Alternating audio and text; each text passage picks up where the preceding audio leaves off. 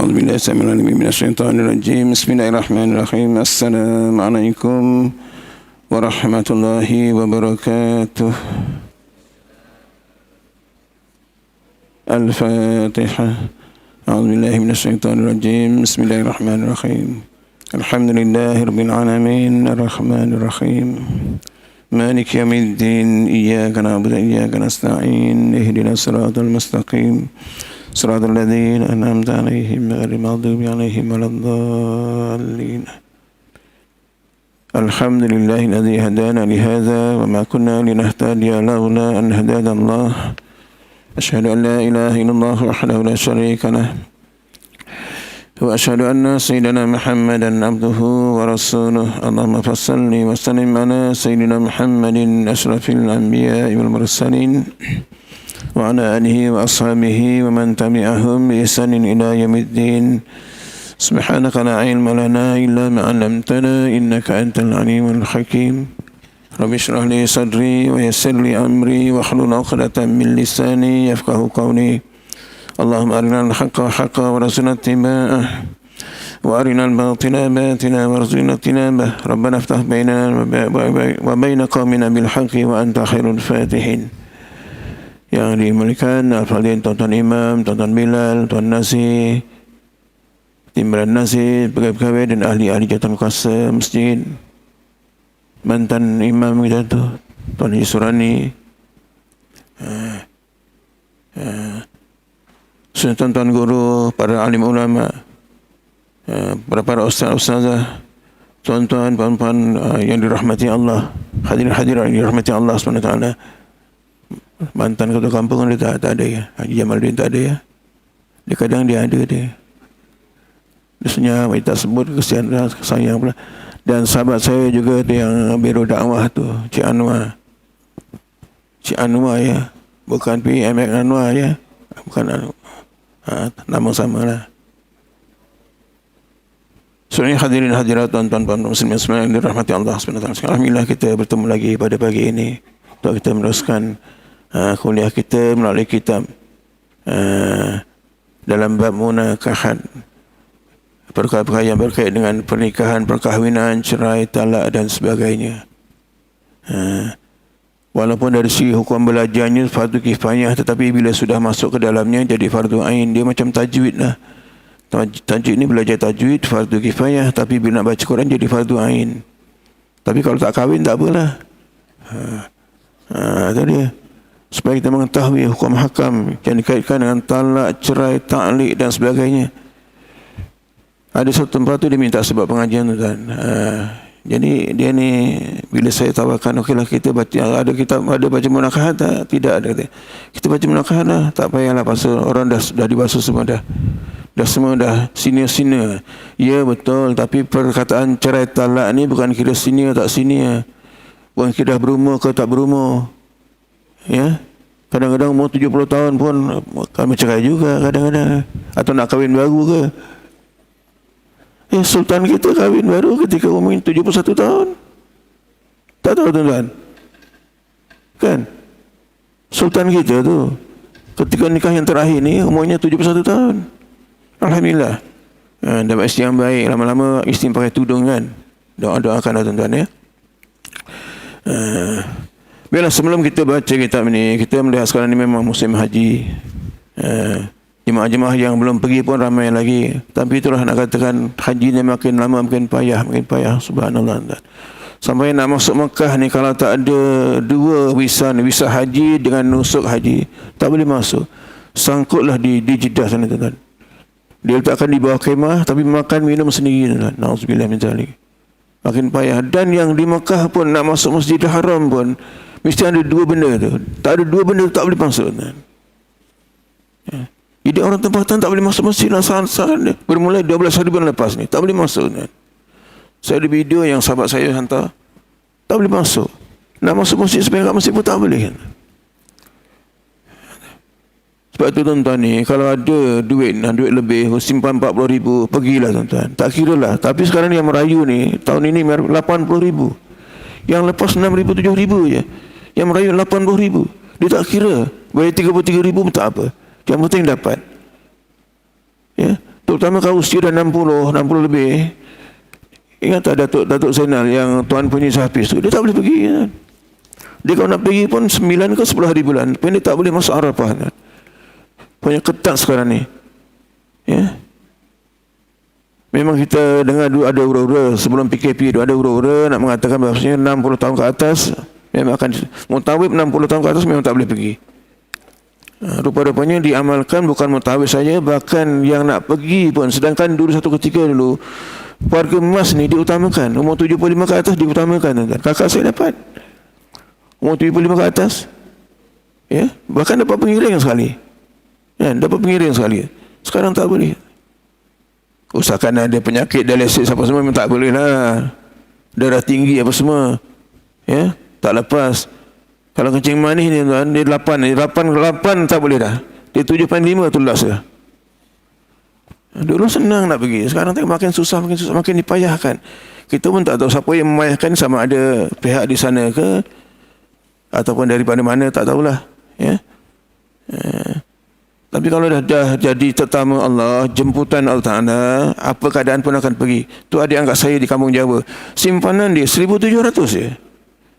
Maka dia dapat tawaran, disuruh penuhkan dalam masa 30 hari. Dia boleh penuhkan, pergilah dia. Baru pergi 2 hari semalam, 23 hari bulan. Ini 25 kan, 23 hari bulan dia pergi. Itulah tetamu Allah, jemputan bila Allah dijemput, apa keadaan pun akan pergi. Jadi yang belum dapat panggilan ni, bersedialah. Kadang-kadang sehari 2 dipanggil. Yang itu tak payahlah buat doa nak selamat, tak payahlah, ya. Itu bukan penting. Yang penting kita pergi, kan. Itu suasana. Kadang-kadang kota-kota tambahan tu dia mengejut dah. Tolak aja, ranking jauh ke belakang lah. Itu suasana haji. Dulu senang, dulu bulan 5 datang, bulan 12 boleh pergi, ya. Tak payah kota-kota, sejak kota-kota ni, apa payah ni. InsyaAllah lah, kalau dah jemputan kita. Tapi yang penting bagi saya bukan haji, walaupun haji itu rukun Islam kelima. Yang penting bagi saya, kalau ada sedikit kelebihan rezeki kita, pergi umrah, ziarah Rasulullah di Madinah. Itu yang penting. Kenapa? Jaminan mereka-mereka yang ziarah makamnya itu, insyaAllah syafaat baginda di yaumil qiyamah besok. Man zara qabri wajibat lahu syafaati. Barang siapa mencari makamku, kuburku, nescaya wajib atas syafaatku. Itu yang lebih penting di akhirat besok. Dan ini kau tak sampai nak macam mana, ya. Wallahu a'lam. Baik, kita sambung pelajaran kita, ya. Dengan tajuk yang perkara yang dal, alif ba ta, bukan alif ba ta, alif ba jim dal, yang keempat dalam hal-hal larangan-larangan bagi mereka-mereka yang nak bernikah ni, ya. Yang bahagian alifnya ialah apabila kita dapati bahawasanya ada hubungan dengan sebab nasab dia, nasab keturunan lah, ya. Yang keduanya dengan sebab susuan atau radha'ah. Yang ketiga dengan sebab musahirah, berambil-ambilan. Walaupun berlaku perceraian, tapi bekas menantu ke, bekas mertua ke, bekas ibu tiri ke, anak tiri tak boleh diambil sebagai isteri. Dia jadi haram, ya, haram yang selama-lamanya walaupun dia bercerai. Dia asalnya dia menantu kita, bercerai dengan anak kita, bekas menantu, tak boleh ambil jadi isteri. Itu sudah jadi haram mu'abad selama-lamanya. Dan bahagian dal ini ialah perempuan yang hamil hasil dari perzinaan. Tapi ini ada ulasan dia. Perempuan yang mengandung hasil dari perzinaan, maka ulama-ulama mengatakan, ada yang mengatakan dihalalkan, ada yang mengatakan haramkan. Ya, dia ada pandangan-pandangan, dah bermasab-masab ni berbeza lah. Kita lihat apa yang disebutkan kitabnya. Para fuqaha bersepakat mengatakan halal bagi lelaki yang melakukan zina itu, mengahwini pasangan zina itu. Maka jika sekiranya anak itu lahir selepas 6 bulan dari tarikh akad nikah itu, sabitlah nasab anaknya itu. Dan jika sekiranya lahir anak itu sebelum genap, yakni kurang daripada 6 bulan dari tarikh akad nikah, tidak sabit nasab anaknya itu. Bagaimanapun, bila perlakuan itu berlaku sebelum nikah, faham-faham ajalah. Dia mungkin boleh diakui sebagai nasab dia, tetapi Bila dia nak nikah besok, bila dewasa nak nikah besok, kalau nak perempuan, takkan bapaknya itu jadi wali. Maka akan berpanjangan, berentetan, berurut-urutan, berterusan, tuan. Anak itu hukum zina, tuan. Ini jangan main-main lah. Ya. Walaupun dari hukum boleh. Tapi saya respect lah. Satu ketika dulu bila Datuk Murtaza ni jadi mufti kerajaan Negeri Sembilan, memang disemak betul-betul. Kalau anak sulung, dia tengok tarikh nikah bapa dan ibunya itu dengan tarikh lahir anaknya tu dikomparekan. Walaupun 6 bulan 1 lahzah dikatakan boleh diakui sebagai anak yang sahih, tapi disemak betul-betul, dicek betul-betul, diselidik betul-betul. Ditanya kepada pasangan tadi. Ada juga yang memang dia mengandung 6 bulan sehari ke 6 bulan 2 hari lahir anak itu, maka anak itu boleh diakui. Tapi kalau perbuatan itu dilakukan selepas nikah, tak apa. Ya, jangan dibuat sebelum nikah. Tak tahulah tuan-tuan macam mana kita nak katakan. Ramai sangat sekarang ni pergaulan bebas tu, maka jadi seks bebas. Ya, puncanya pergaulan bebas ni lah. Sebab tu masa saya masih terlibat dengan apa ni PPN, dulu PPN namanya, sekarang yang dipegang oleh Ustaz Sumardi dengan Ustaz Hasal tu kan. Ya. Di jambatan yang paling bimbang kita ialah bulan 9 dengan bulan apa? Bulan 5. Bulan 5 terhasil daripada sambutan merdeka 31 Ogos lah. Yang bulan 9 ni terhasil daripada sambutan tahun baru. Maka banyak yang minta dinikahkan cepat. Pasal dah berisi dah. DPN pun bingung juga nak kata macam mana. Ya. Jadi mudah-mudahanlah kita tak berlaku begitulah, dan zuriat kita, keturunan kita tak berlaku macam itu. Sebab tu penting untuk kita ikut sunnah Rasulullah. Wanita-wanita kena pakai pakaian yang menutup aurat betul-betul, menutup aurat betul. Ya, menutup bentuk badan dia betul. Badan macam gitar, siapa yang tak geram, tuan-tuan?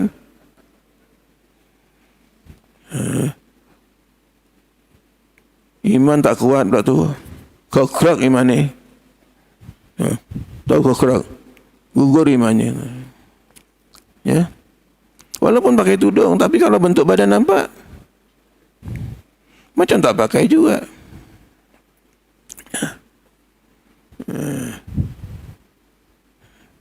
Baik ya, teruskan lagi. Jadi kalau sekiranya kurang daripada tarikh akad nikah, tidak sabit nasab anaknya itu, kecuali apabila dia berkata, sungguhnya anak ini adalah dari saya, dan dia tidak menjelaskan bahawa itu anak zina. Maka dengan sebab pengakuan itu, sabitlah nasab anak itu daripadanya. Laki-laki tadilah mengaku itu anaknya. Ya. Sabit nomor tetaplah. Kerana boleh jadi hamil dari akad yang lalu. Boleh jadi hamil dari akad yang lalu. Ataupun dengan sebab dukhul yang syubhah atau wati syubhah. Ya. Wati syubhah ni berlaku. Di kalangan masyarakat kita berlaku, tuan-tuan. Tak kira dulu, tak kira sekarang ni. Kadang-kadang dia ceraikan dengan talak 1, talak 2 yang masih boleh rujuk tu. Ya. Sepatutnya tak berlaku lagi pergaulan suami isteri, dia dibuat lagi. Itu dikira syubhah. Ini untuk menjaga kebaikan dan keadaan orang Islam, atau untuk memelihara dan untuk maruah orang Islam. Memanglah. Kalau dah sampai berisi, tengok nak tutup maruah dia, nak tutup aib dia, maka dinikahkan.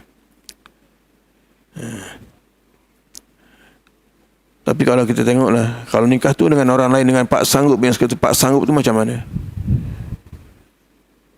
Dalam Al-Quran disebutkan, a'udzubillahi minasyaitonirrajim, az-zani la yankihu illa zainatan aw musyrikatan, wa zainatu la yankihuha illa zanin aw musyrik, wa hurrima dzalika 'alal mu'minin. Surah An-Nur ayat 3. Ya. Lelaki yang berzina tidak dinikahkan melainkan dengan perempuan yang berzina atau dengan perempuan musyrikah. Dan perempuan yang berzina tak boleh juga dinikahkan kecuali dengan laki-laki yang berzina dengannya atau yang musyrik. Itu peringatan Allah Ta'ala kan. Wa hurima zalika 'alal mu'minin. Dan diharamkan yang demikian itu bagi orang mukmin atau atas orang mukmin. Jadi haram kita ni yang mukmin ini nikah dengan perempuan yang zina atau perempuannya nikah laki-laki yang zina. Kok nak sebut jelas macam itu? Kalau zaman kita budak-budak dululah memang betul-betul dia amalkan tu tuan-tuan. Zaman mak ayah kita tu ni kita mesti amalkan sungguh-sungguh. Ya. Kita sekarang ni payah sikit lah. Tak apalah. Yang lalu-lalulah. Jangan dikorek-korek lagi. Ada satu tempat ni. Kuliah kaum ibu. Kuliah musliman. Kuliah duha musliman. Ditanya, Ustaz.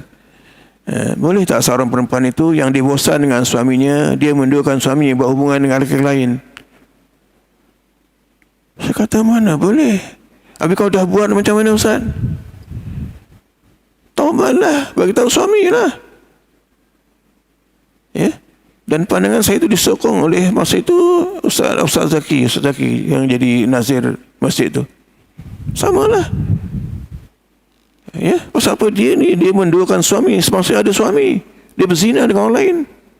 Kalau macam itu tubuhkanlah satu persatuan perempuan-perempuan yang tidak suka pada suami boleh berzina dengan orang lain. Konjal orang-orang. Masya Allah taruhnya tuan-tuan. Sampai macam itu. Itu yang ditanya. Tapi jangan, bila saya jawab itu dia tak puas hati. Dia bosan kat saya tuan. Yalah kadang-kadang dengan suami isteri ni kadang-kadang satu ketika ni terasa macam bosan. Itu ujian lah. Ya, itu ujian. Itu yang kita pilih. Itulah yang Allah jodohkan dengan kita. Perfect tak isteri kita tu kan? Tak, macam mana ada kurangnya? Kita jadi suami pun ada kurangnya. Kadang-kadang marah tentang pasal kan.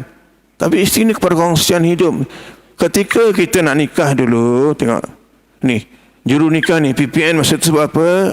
Perempuan itu adalah amanah Allah berkamu wahai laki-laki. Kena jaga amanah tu. Amanah tu, amanah. Bukan berarti amanah. Kena amanah lah, itu amanah tu yang kita pegang tuan-tuan. Salah dia, silap dia kena betulkan, kena didik dia, ajar dia. Ya. Bahkan bagi saya lebih senang jadi perempuan daripada lelaki. Tak, bila kita kahwin, amanah tu kita pegang tuan-tuan. Dia tak. Dia buat dosa, kita tanggung sama. Kalau dosa berkait lah maknanya. Tanggung sama. Dia buat baik, dia punya seorang. Kita buat dosa, kita tanggung sendiri. Buat baik, dia dapat. Kan? Kita buat baik, suami buat baik, isteri dapat pahala apa kan? Ya, siapa yang gosokkan baju? Siapa yang basuhkan baju, yang sediakan makanan? Isteri. Maka bila kita baik, dia dapat sama. Pahalanya dapat sama. Tapi kita buat jahat, tanggung sendiri. Katalah seorang suami itu togok arak tu, main judi apa semua, dia tanggung sendiri tuan. Isteri tak berkait. Boleh nasihatkan lah, tapi tak boleh merajuk tuan. Tapi kalau dia buat jahat, yang berkait pula, tapi kalau dia mengumpat tu tanggungllah sendiri. Dia tak tutup auratnya itu, kena tanggung suami tu. Hak sembahyang tanggung suami tu. Ya. Tapi kita dah jadi lelaki nak buat macam mana kan? Kalau dulu boleh buat pilihan, kita boleh pilih kan, kalau kita faham macam tu. Baik ya. Manakala lelaki yang bukan penzina mengahwini perempuan yang melakukan zina, maka berkata Hasan al-Basri dan pengikutnya, sungguhnya penzinaan itu menjadi terpasah nikahnya. Ini kata Hasan Basri. Hasan Basri ini seorang ulama yang hidup zaman tabi'in, bukan ulama atau waliullah yang hidup zaman tabi'in, bahkan di tabi'in yang ulung. Ya.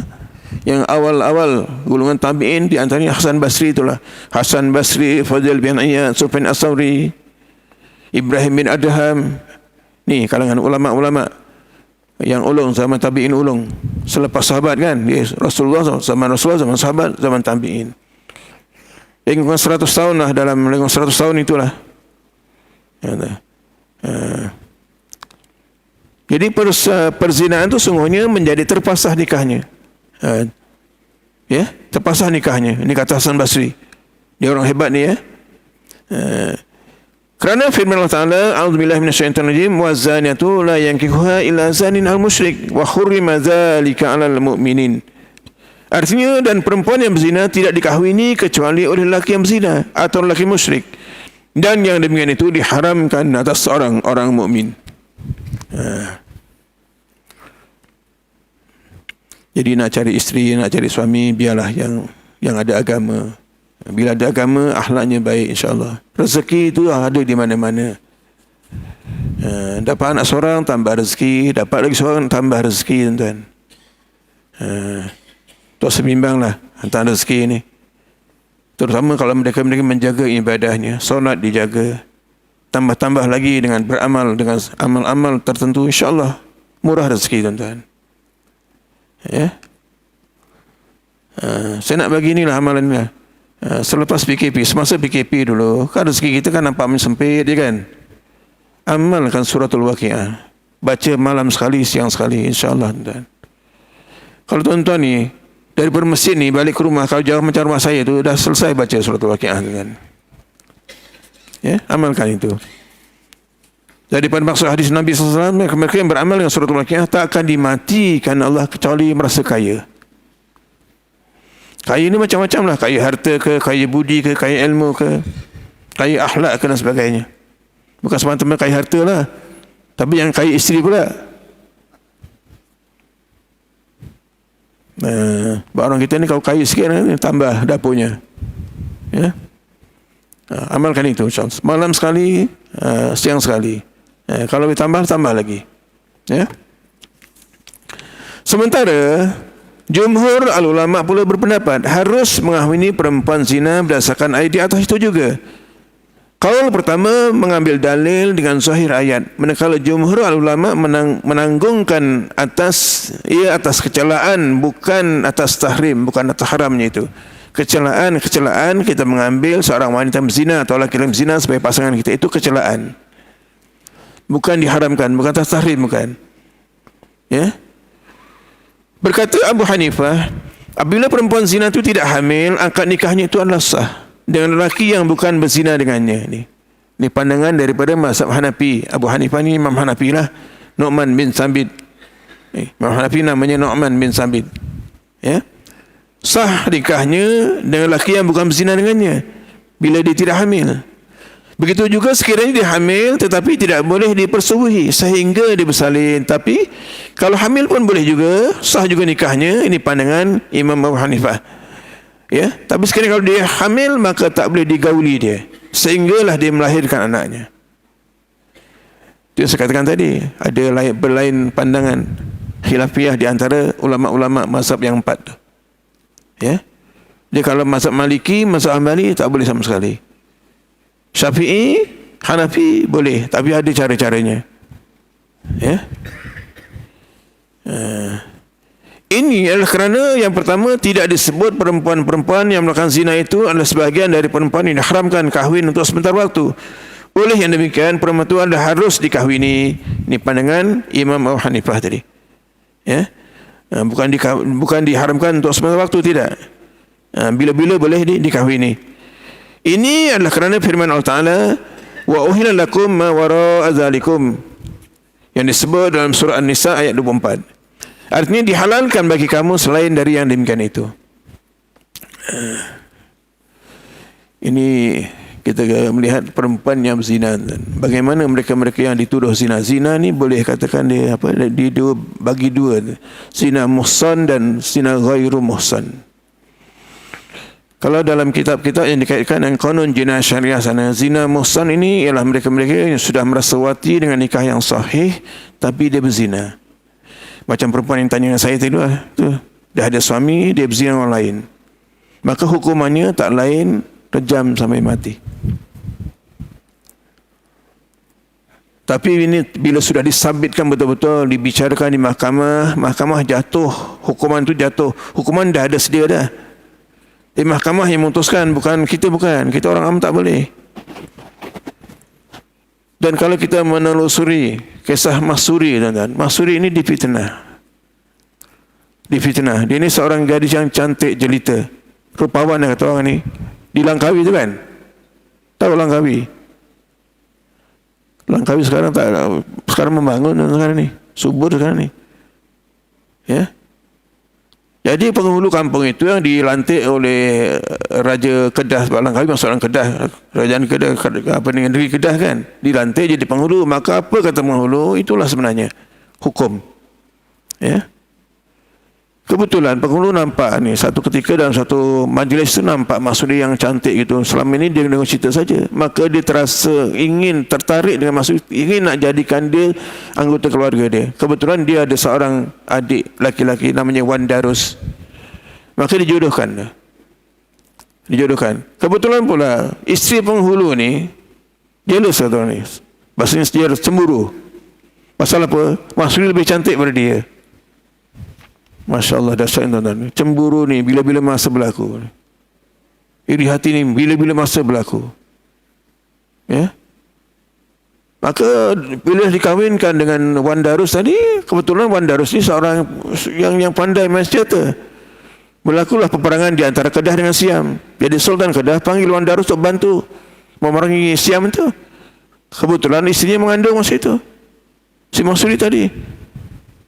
Kesempatan diambil oleh isteri kepada penghulu tadi, difitnahkan. Kebetulan ada seorang daripada Sumatera sana, namanya Drabang namanya, ahli syair tadi. Dikatakan fitnahkan berdua berzina dengan dia. Maka penghulu pun tak pandai, tak cerdik, tanpa usul siasat, tanpa usul ide, jatuh hukum terus. Ya. Diikat di sebatang pokok, berhari-hari tak bagi makan. Tapi Mak Sudi merasakan kalau dia tak bagi makan pun dia akan mati juga. Ditikam dengan apa jenis senjata pun tak lut, tuan-tuan. Itu menunjukkan dia benar. Patut kita fikirlah. Ya? Dengan keris tak lut, dengan tombak tak lut, dengan pedang tak lut. Patut kita fikirlah pasal dia apa salah. Dia fitnah. Yang fitnah biras lah kan. Isteri penghulu dengan bini adik penghulu tadi biras lah, tuan-tuan. Dan akhirnya Mak Sudi pesan, kalau betul-betul kau nak bunuh aku, bunuhlah. Ambil keris tu yang disimpan kat rumah aku tu. Itu keris pusaka tu. Dan bila ditikam perutnya, katakan darahnya putih. Wallahualam betul tak betul tu. Tapi itulah menunjukkan kebesaran Allah Ta'ala. Dan dia sumpah bumi Langkawi ini takkan subur sama 7 keturunan. Dikatakan 7 keturunan itu sampai tahun 1986 baru subur balik, tuan-tuan. Itu yang datang Siam serang dia, yang ada bekas-bekasnya tu padi dia pada beras terbakar tu kan. Itu bekas-bekas Siam tu lah. Siam serang dia, setahun 2 kemudian diserang. Ini fitnah. Jadi yang mati dia macam mana? Dia tak berzina tapi dia fitnah. Syahidlah tu ajalah. Ya. Nanti syahidlah. Dan ada yang berlaku di Arab Saudi pada tahun 78. Tu. Ini lagi dahsyat, tuan-tuan. Terjam sampai mati. Ya. Seorang puteri daripada keturunan raja. Dia cerdik. Orang Arab ni jarang, masa itu jarang nak menghantar anak perempuan belajar keluar negara. Kerana dia cerdik, maka dia hantar keluar negara. Walaupun berperempuan, ya. Dia belajarlah. Di sana bertemu dengan seorang pemuda Lubnan, orang Arab juga. Tapi bukan keturunan raja lah. Dia bercinta lantas dinikah. Di luar negara dia nikah, tuan. Tapi bila balik, keluarganya tak terima.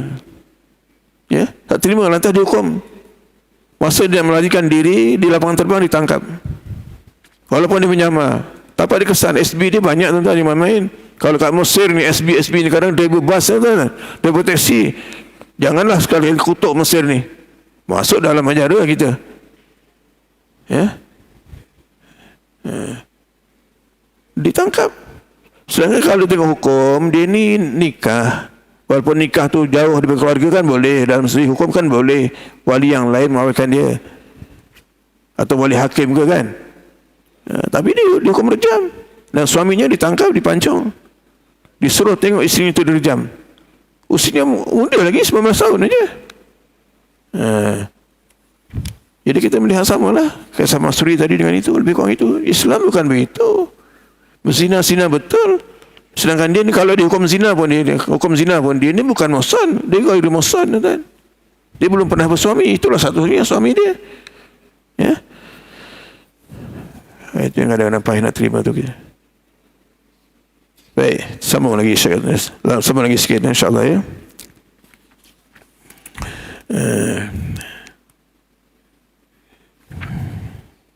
Itu Itu perkara yang pertama ya. Perkara yang kedua, kenapa dalam pandangan mazhab Abu Hanifah tadi mengatakan perempuan zina yang tak hamil itu nikahnya sah dengan laki-laki yang bukan berzina dengannya? Kerana tidak dihormati air mani zina dengan sebab bahawasanya tidak sambit nasabnya. Ya. Kenapa dihukumkan sah pernikahan di antara seorang laki-laki yang bukan penzina tadi dengan perempuan yang berzina? Kerana air mani laki-laki yang ada pada wanita itu tak dianggap sebagai dihormati dengan sebab nasabnya tidak ada. Dia tak dikira nasab kan? Ya, dia kira nasab dengan ibunya tapi tak dikira nasab dengan ayah dia, dengan ayah si pezina, laki-laki pezina tadi. Maka itu tak dihormati. Tak macam seorang laki-laki bercerai dengan isterinya dengan secara sah kan? Maka ditunggu kalau dia ni mengandung kan sampai lahir anaknya, supaya nasabnya tidak bercampur. Ya. Ini adalah kerana hadis yang diriwayatkan oleh Abu Hurairah radhiyallahu anhu, sabda alaihi salatu wasalam, al-waladu lil firashi walil muahiri al-hajaru.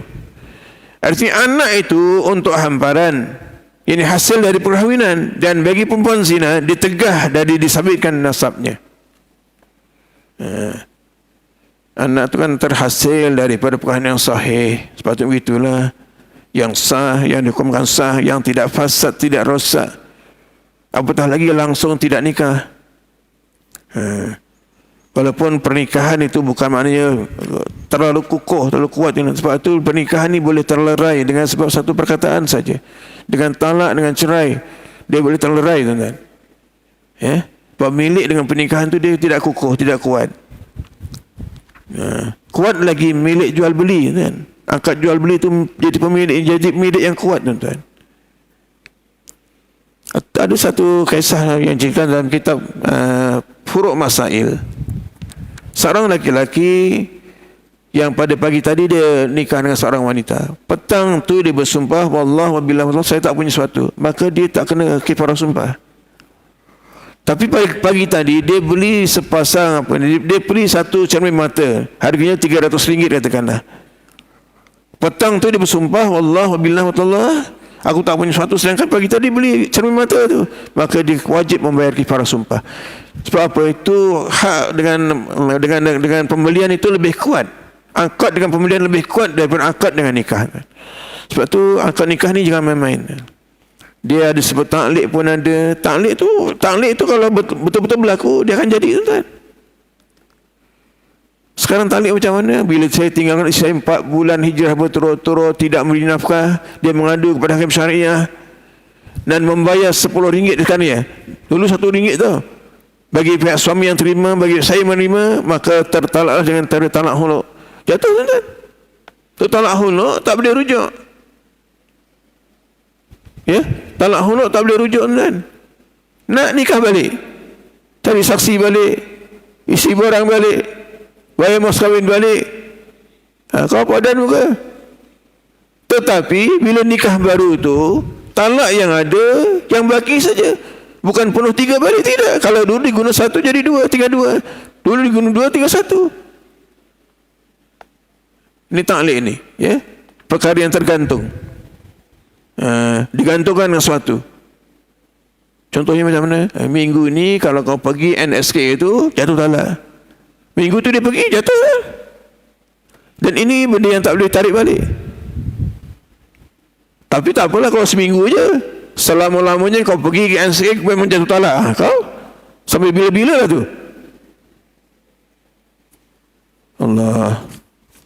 Ini yang penting untuk kita tahu sebanyak sedikit. Ada seorang pemuda ni jumpa saya, ustaz ni kawan saya ni, ustaz. Dia sebut depan isteri dia, dia banting ni kat tanah ni, banting handphone ni. Kalau kau tak ambil, jatuh talak. Datuk dia sendiri ambil, bodohnya, tuan. Saya kata kau pergi pejabat rumah lah, buat aduan kat sana. Cerita yang sebenar. Kalau saya kata memang jatuh talak. Pasal apa yang ambil bukan isteri kau yang ambil.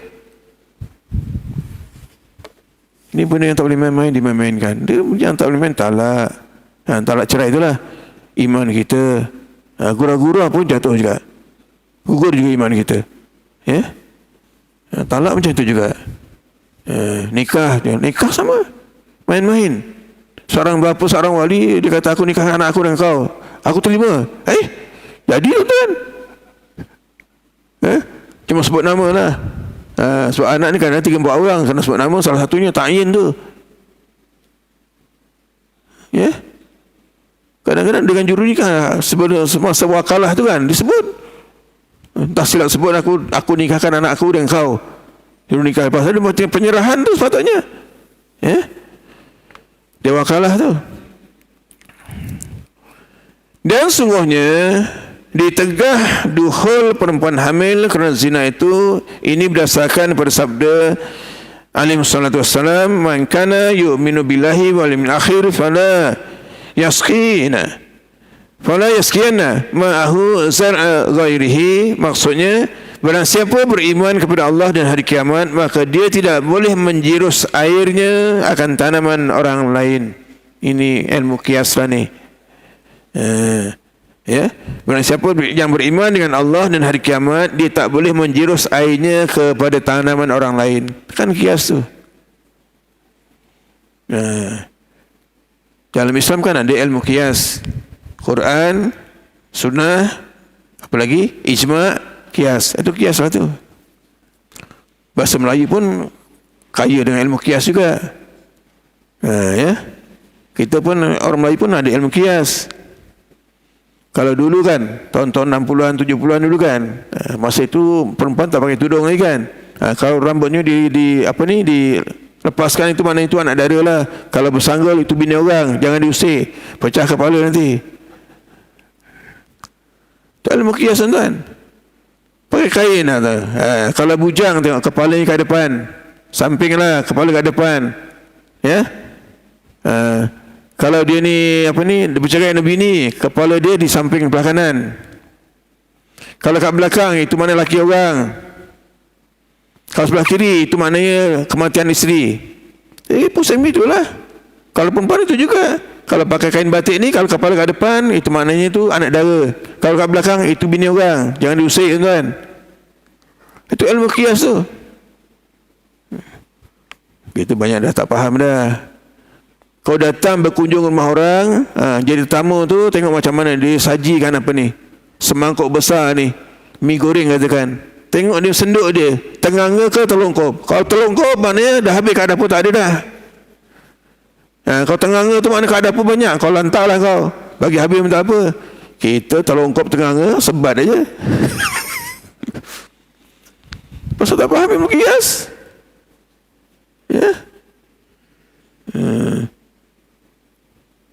Kalau faham ilmu qiyas senang. Kalau Minang macam mana, burung kat taman rumah ni cantik, merdu suaranya. Padahal dia tak tu. Sekarang ada. Sekarang tu bawa cincin dia terus. Lambat kalau kira-kira macam tu kan. Manakala Al-Malikiyah pula berpendapat tidak harus melakukan akad nikah perempuan zina sebelum istibra, selama 3 kali datang haid ataupun selama 3 bulan. Maka jika dia melakukan akad nikah sebelum istibra itu, akad itu fasad, rosak. Wajib difasahkan. Dipisahkanlah. Sama ada hamil tu zahir atau tidak, sama ada dia hamil atau tidak, sama aja. Dia kenapa? Seolah macam iddah lah, macam itulah. Ini pandangan daripada Imam Malik bin Anas. Imam Malik ni Malik bin Anas. Yang sahabat Nabi tu Anas bin Malik. Tapi ada seorang ustaz tu kan, yang baca ceramah tu dia Anas bin Malik. Sementara Syafi'iyah pula berpendapat tidak haram berkahwin dengan perempuan zina atau lacur kerana firman Allah Ta'ala yang dibacakan tadi, wa uhilla lakum ma wara'a zalikum. Artinya dan dihalalkan bagi kamu selain dari yang demikian itu. Jadi Syafi'i menghalalkan, Hanafi menghalalkan, yang tidak menghalalkan ialah Maliki dan Hambali. Itu tak menghalalkan. Tapi Hanafi ada syaratnya, jangan, kalau dia hamil jangan disentuh sehingga lahir anaknya. Dan juga kerana hadis yang diriwayatkan daripada Sayyidah Aisyah radhiyallahu anha, sabda alaihi wasallam, la yuharramu al-haramul halal. Artinya tidak boleh mengharamkan yang haram itu menjadi halal. Tidak ada hadis menyatakan begitu. Tidak boleh mengharamkan benda yang haram itu jadi halal, tidak boleh. Ya. Dan pendapat yang terakhir ialah daripada Al-Hanabilah atau Imam Hambali. Apabila seorang perempuan melakukan zina, tidak halal bagi mereka yang mengetahui demikian itu menghawininya kecuali dengan dua syarat. Ini pandangan Imam Ahmad bin Hanbal, ya. Yang pertama, selesai iddah. Dia mesti ada iddah dia. Maka jika sekiranya perempuan itu mengandung, selesai iddahnya ialah dengan dia bersalin, lahir anak tadi, baru selesai iddahnya. Ini di mana-mana pun samalah. Kalau dalam masalah-masalah kematian suami pun selesai iddahnya kalau dia mengandung sampai lahir anak. Tak kira lahir anak tu 2 bulan lagi ke, sebulan lagi ke, ataupun baru mengandung 2 bulan, kena tunggu 7 bulan lagi. Lamalah tu. Itu dah kita bincang dulu dalam bab iddah dan ihdad tu. Kita bincang dah. Namun ihdad tetap juga 4 bulan 10 hari. Ihdad dengan iddah lain. Ya. Yang kedua, hendaklah dia bertaubat dan tidak mau lagi melakukan zina tadi. Bertaubat sungguh-sungguh. Jangan sampai dia buat lagi, dia ulang balik. Tapi terkadang itulah, kalau dah biasa tuan-tuan, memang payah nak. Ada pepatah Melayu mengatakan, Allah bisa tergalik biasa. Dah biasa tuan-tuan. Lepas tu saya sarankan tuan-tuan, ada anak yang baru lahir ni, bacakan surah Al-Qadar. Kita rujuk dalam kitab-kitab ini ditulis oleh Syekh Muhammad Ismail Daud Al-Fatani, mengatakan untuk menyelamatkan diri anak ini sampai seumur hidupnya tak akan zina, baca surah Al-Qadar. Setelah lahir tu mana dikomatkan, bang teling kanan, komat teling kiri, baca suratul Ikhlas, baca surah Al-Qadar. Inna anzalnahu fi lailatul qadr sampai habis. InsyaAllah tak akan berzina anak Islam dalam hidupnya. Tak rujukan kita siapa lagi? Kalau tak ada dalam Quran, kita tengok dalam hadis. Tak ada dalam hadis, Quran tak ada, hadis tak ada, kita rujuk dengan ulama. Siapa lagi kita rujuk? Tengok siapa lagi tuan? Lepas tu di sana ada ijma' ulama, ada kias. Ya. Ijma' ni sepakat pandangan ulama. Tak ditolak, langsung tak ada yang menolak. Macam kajian-kajian yang dibuat Imam Syafi'i mengenai dengan haid perempuan ni, yang sekurang-kurangnya berapa hari, yang biasanya berapa hari, yang paling lama berapa hari. Itu kajian yang dibuat oleh Imam Syafi'i. Sebab dalam Quran tak sebut. Quran sebut haid saja, hadis tak sebut haid saja. Masanya itu tak ada. Itu yang dikatakan Imam Syafi'i sehingga mengahwini 200 orang wanita. Tapi bukan sekaligus tau. Jangan kata aku macam Imam Syafi'i juga nak kahwin sampai 200. Tapi dia buat tujuannya buat kajian. Dan dah dapat yang paling sikitnya sehari semalam, yang biasanya 6 atau 7 hari 7 malam, yang paling lama 15 hari 15 malam. Maka bila ada kajian lain menyanggah kajian tadi, itu tak diterima. Disepakati oleh ulama. Itu kehebatan Imam Syafi'i. Kalau kita kata kalau kita hebat macam Imam Syafi'i, Imam Syafi'i baca kunut, tak baca kunut, pasal kita lebih pandai pada dia, kita buat kajian, ada yang kizib tu, dia punya perawi dia. Macam mana tuan-tuan kita ni sekarang ni? Dia ni ilmunya ar-rasihuna fil ilmi, sangat mendalam ilmunya, ilmu alat dalam kepala dia. Kita ilmu alat pun tak faham. Ya. Jadi pandangan ini mengatakan apa? Dia kena bertaubat. Ini pandangan Al-Hanabilah, ya. Tidak mau lagi lakukan zina, maka bila dia bertaubat, hilanglah pengharaman itu. Dan ini berdasarkan pada sabda alaihi wasallam, at-taibu minaz zambi kaman la zambalah. Orang yang bertaubat dari dosanya itu seperti mereka yang tak berdosa. Orang yang bertaubat dari dosanya macam tak berdosa. Sebab itu kalau boleh sehari semalam ini, ambillah satu ketika, satu saat yang patut untuk kita laksanakan solat sunat taubat. Mungkin waktu malam nak tidur ke, atau ketika kita bangun tidur, ya, selain daripada sunat tahajud, buat sunat taubat. Dosa kita banyak kan. Muhasabah diri kita sebelum tidur. Mudah-mudahan tidurnya kita bila mati dalam tidur, syahid kita mudah-mudahan. Ya, diampun dosa kita insya-Allah. Dosa saya banyak, dosa tuan-tuan mungkin banyak juga, puan-puan banyak juga dosa. Setiap hari kita buat dosa, buka handphone je dah dosa dah. Ya. Jadi untuk hari ini sekadar itulah yang mampu saya sampaikan. Mudah-mudahan kita ikutilah apa yang disebutkan dalam kitab. Sebab itu panduan kita. Ya.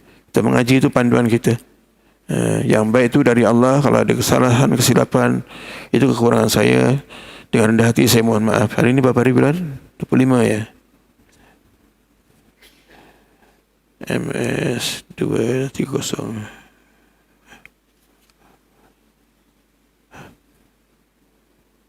Kita tangguhkan dia baca doa insyaAllah. Bismillahirrahmanirrahim. Alhamdulillah. Ada apa-apa nak bertanya ke? Ada yang nak bertanya? Kau nak nikah dengan tanya saya, tak ada. Ini ada juru nikah ni, Ustaz Sumardi ni. Ya. Kalau ada yang tanya saya tadi, Ustaz boleh nikahkan orang lagi tak? Saya tak berani, saya kata. Tauliah dah ditarik dah habis. Dia tauliah ni mewakili sultan kan. Bila tak ada tauliah, nikahkan juga, itu sindiket namanya. Sah tak hukumnya? Sah tak hukumnya? Nikah tu sah tak? Orang boleh mengadu jadi fasid. Jadi fasad nikahnya. Tapi kalau nikahnya nikahkan wali dia, ya, wali dia, saksinya ada, tak apa. Dari segi hukum boleh. Yang pentadbiran negara tak boleh lah. Pentadbiran dunia tak boleh lah. Ya. Sebab yang boleh ni, kalau dia buat berwakalah, yang wakalah tu mesti ada tauliah dari sultan. Kalau tak boleh. Kalau dah habis tempohnya, sebab dia ada tempoh 3 tahun, 2 tahun, percubaan setahun, kemudian 3 tahun, itulah biasanya gitulah. Ya. Wallahu a'lam. Bismillahirrahmanirrahim. Alhamdulillahirabbil alamin. Wassalamu ala asyrafil anbiya'i wal mursalin. وعلى آله وصحبه أجمعين. اللهم اغفر لنا ذنوبنا ولآبائنا ولأمهاتنا ولإخواننا ولأخواتنا وأزواجنا ولأهلنا ولأهل بيتنا ولأجدادنا ولجداتنا ولأستاذنا ولمشايخنا ولمعلمينا ولجميع المسلمين والمسلمات والمؤمنين والمؤمنات الأحياء منهم والأموات برحمتك يا أرحم الراحمين. Ya Allah, kami mohon padamu, ya Allah, tetapkan iman dan Islam kami di dunia dan akhirat kelak, ya Allah. Janganlah kau palingkan hati kami setelah kau memberi petunjuk hidayah kepada kami, ya Allah.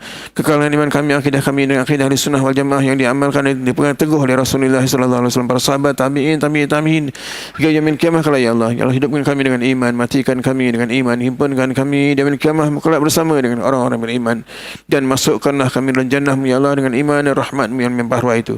Ya Allah, kami mohon padamu dan lindung denganmu dari azab kubur-Mu, ya Allah, dan jauhkan kami dari api neraka-Mu, ya Allah. Jauhkan kami dari api neraka-Mu, ya Allah.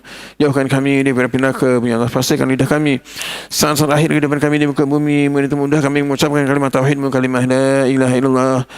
Selamatkan kami dari fitnah kehidupan dan fitnah kematian dan fitnah al-masih dajjal. Rabbana zalamna anfusana wa illam taghfir lana wa tarhamna lanakunanna minal khasirin. Rabbana atina fid dunya hasanah wa fil akhirati hasanah wa qina adzabannar. Wa sallallahu ala sayyidina Muhammadin nabiyil ummi wa ala alihi wa sahbihi ajma'in. Walhamdulillahirabbil alamin. Subhanakallahumma wa bihamdika asyhadu an la ilaha illa anta astaghfiruka wa atubu ilaik. Bismillahirrahmanirrahim. Al-asri innal insana lafi khusr إلى الذين آمنوا وعملوا الصالحات وتواصوا بالحق وتواصوا بالصبر. صدق الله العظيم. السلام عليكم ورحمة الله وبركاته.